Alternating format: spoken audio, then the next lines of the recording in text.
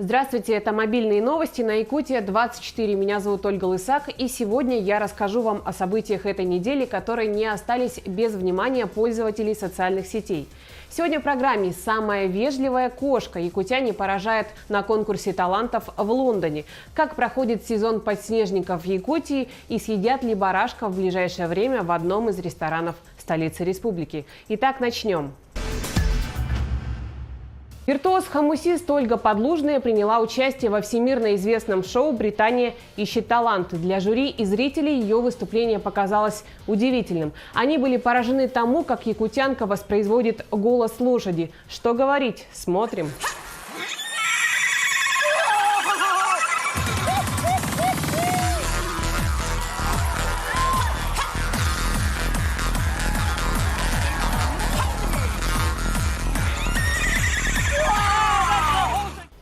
А на главной странице шоу в Инстаграм разместили фото с нашей землячкой и подписали, что Алена невероятна.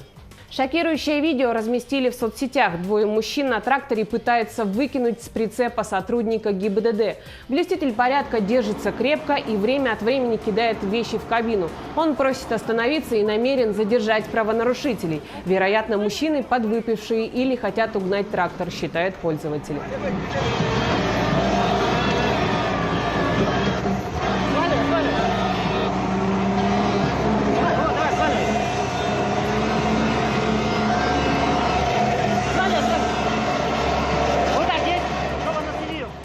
Двое парней купаются в ледяной воде и, похоже, им совсем не холодно. Видео снято в окрестностях Якутска. Разместивший пост предупреждает, такое лучше не повторять.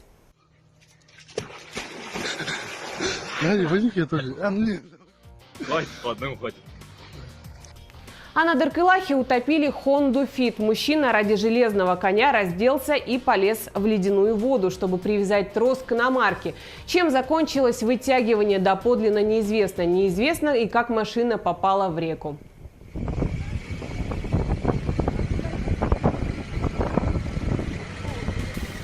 А следующее фото демонстрирует двух экстремалов, прыгающих по льдинам недалеко от 203-го микрорайона Якутска. А вот кому действительно холод нипочем, так это легендарному предсказателю погоды Тускулу. Он же радиоведущий Тарас Тарасов, который открыл купальный сезон. На фото Тускул купается среди льдин на городском пляже Якутска. И вот что он говорит. «Нынче я что-то припозднился. Обычно я начинал сезон 1 мая. Вода отличная. Ощущения самые замечательные. Вы тоже начинайте», — сказал Тарас Лукич.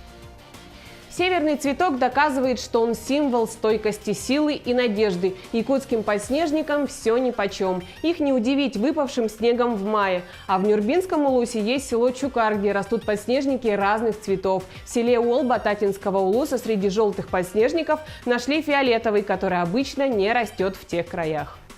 Продолжение темы. Весна в Якутии подкидывает сюрпризы. Например, в мае можно слепить вот такого 1,5-метрового снеговика. А это фото подписали следующим образом. За паводковой ситуацией в Якутии с неба пристально наблюдают старшие братья по разуму. Действительно, со стороны выглядит так, будто над республикой повисла тарелка с пришельцами. После ледохода многотонные глыбы льда остались на берегу села Оны Самгинского района. Кусок не меньше был замечен и у Нижнего Бестяха. Ученики 7 Б-класса 23-й школы города Якутска помогли пострадавшим от паводка в Усть-Майском районе. Пусть сделанное добро вернется детям в 10-кратном размере, пишут пользователи. В поддержку подтопленных районов и сел люди запустили флешмоб «Мы с вами. Кюпцы, Эльдикан, Эжанцы, Тумул». А перед вами видео давки ради возможности попасть на последний рейс судна на воздушной подушке через реку Лена по маршруту Якутск-Нижний Бестях.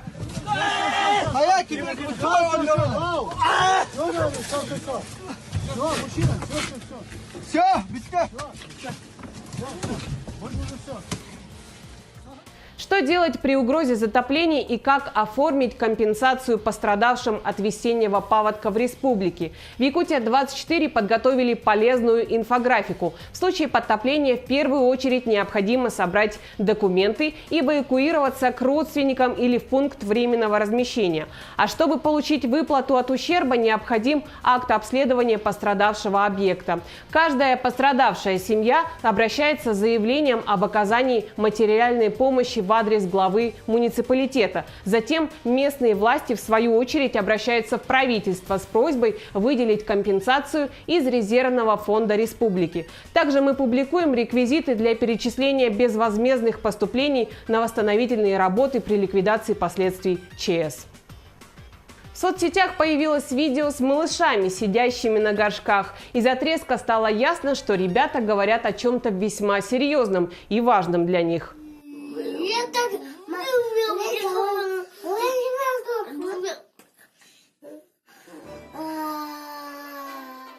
Супруги-путешественники из Германии решили добраться до Якутии в доме на колесах. Питер с супругой сейчас находится в Новосибирске, но конечной точкой своего странствия они видят нашу республику. В задней части автомобиля расположена кровать, под которой отсеки для вещей. Там же есть и поддон для душа, туалет, кухня и небольшая стиральная машина.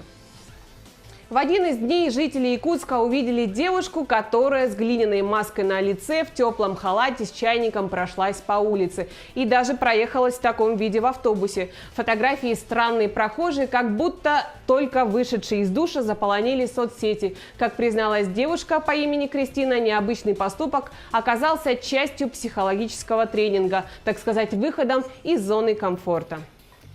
Зацените торт ко дню рождения охотника, подписали фото пользователи соцсетей. Действительно достойное угощение. Шутник из московской подземки, который обнял и понес бойца Росгвардии на станции метро Сухаревская, оказался фигурантом уголовного дела за применение насилия к представителю власти. Теперь пранкеру грозит до 5 лет тюрьмы. Следствие настаивает на том, чтобы до суда молодой человек находился под домашним арестом. Рамзан Кадыров в городе Шали раздавал бесплатно велосипеды. Смотрите, что с народом происходит, подписали видео пользователи.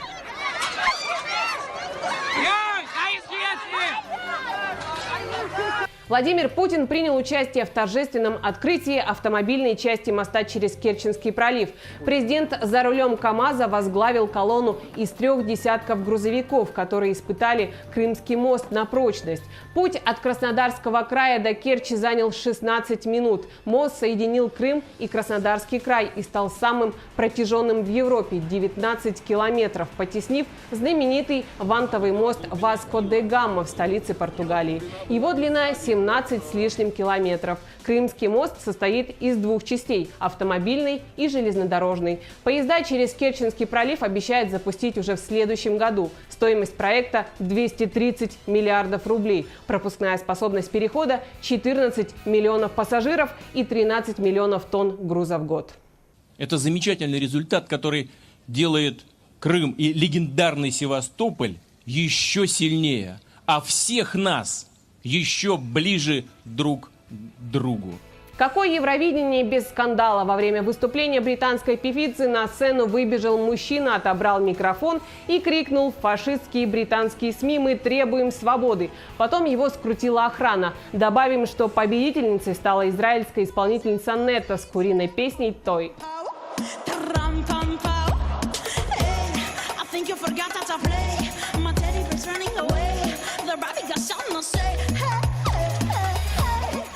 Вот такой почтовый ящик красуется в одном из сел Якутии. Оригинальненько, подписали фото пользователи. Зато бумажки сухими будут, если дождь, также добавили они. Американский еженедельник The New Yorker поместил на обложку карикатуру художника Джона Кунео, изобразившего президента США Дональда Трампа отрешенно играющим в гольф посреди болота, кишащего пресмыкающимися. Обложку выпуска, который поступит в продажу 21 мая, выложили на сайте издания. От подписчика во дворе ресторана «Барашек» в Якутске. Ресторан оправдывает свое название. Это талисман ресторана? О боже, как так можно, он ведь живой. Лучше бы в Артодайду отправили бедняжка мучиться в клетке. Подписали фото пользователи. Как сообщил директор ресторана «Барашек» по имени Степан Васильевич, символ ресторана, резать его не будут, а в зоопарк действительно хотят пристроить. Вот такого гостя повстречал житель Нерюнгринского района. Автор видео его назвал так: «Медведь в Чульмане».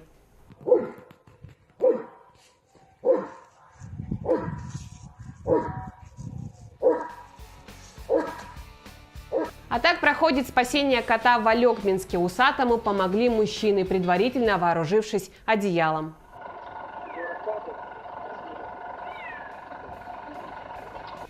Автомобилист из Великобритании Дэн Ричардсон снял на камеру кошку, которая самостоятельно позвонила в дверь дома. Для этого она забралась на перила возле дома, встала на задние лапы и попыталась оттянуть дверной молоток, чтобы сообщить хозяевам о своем визите. Ролик был опубликован на странице мужчины в Facebook. За несколько дней его посмотрели 750 тысяч раз. Пользователи отметили, что от души посмеялись над увиденным и прозвали кошку самым вежливым питомцем.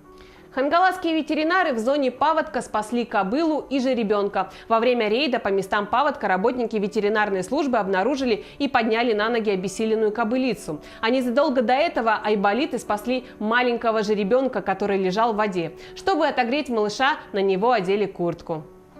Следующее видео тоже о спасении затопленных территорий братьев наших меньших. Лошади с жеребятами с маленького островка добираются вплавь до берега. Бедняжки в ледяной воде, переживают пользователи. Блин, а там так глубоко еще. А здесь уже спасение рогатой. На трассе Покровский-Якутск возле села Тихтюр в воду упала корова. Ее спасли мимо проезжающие водители.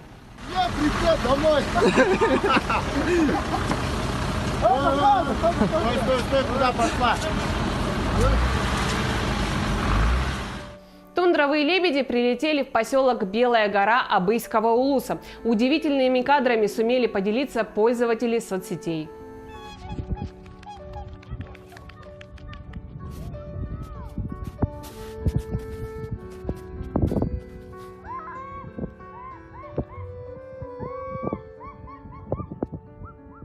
Стая зайцев оказалась в водной западне. Местные жители предположили, что это вовсе не зайцы, а кролики, которые спаслись с подтопленных хозяйств.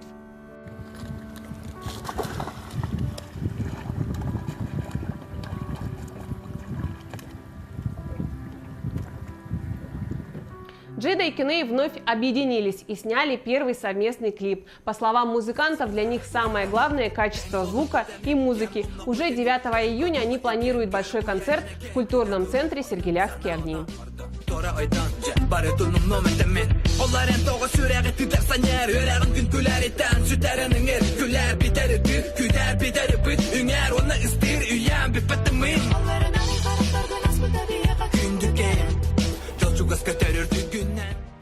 В пригороде Якутска на озере Соленое 2 подростка провалились под лед. Инцидент произошел 16 мая в микрорайоне Марха.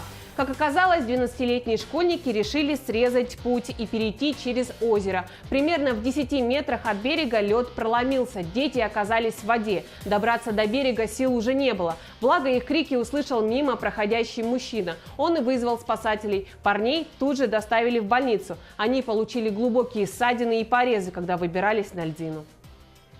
Наряд Филиппа Пикарди на Мэт-гала, посвященного католической вере, якутяне приняли за якутский холодай. У многих возникли вопросы к внешности мужчины, а также к тому, по какому праву он красуется в якутском национальном женском наряде. Как оказалось, мужчина надел католическое платье. В Якутске были замечены наклейки совсем как у стопхамовцев. Кому-то сильно надоели наглые водители. А так выглядит трасса в Чурапче. На такой дороге не то что низкий автомобиль застрянет, а вообще любая машина, возмущаются якутяне. Глубинные ямы уже поглотили спецтехнику. Первый в истории турнир абсолютного бойцовского чемпионата UFC на территории России состоится в Москве 15 сентября в спорткомплексе «Олимпийский», сообщается на официальном сайте организации. Продажа билетов начнется 1 июня. О составе участников будущего турнира на данный момент пока не сообщается. В апреле глава UFC Дэна Уайт заявил, что обязательно устроит турнир в России, отметив, что он вероятнее всего пройдет без участия россиянина Хабиба Нурмагомедова, который является первым чемпионом UFC из России. Это были мобильные новости, которые вы делаете сами. Если вы стали очевидцем интересного события и являетесь автором популярного ролика, присылайте нам свои материалы на телефон горячей линии. Номер указан на экране, либо на электронный адрес. Также мы есть во всех популярных социальных сетях. Ждем ваших сообщений. Отмечайте нас по хэштегу Якутия24 и МОБ Новости Як24. Ну а я прощаюсь с вами до следующей недели.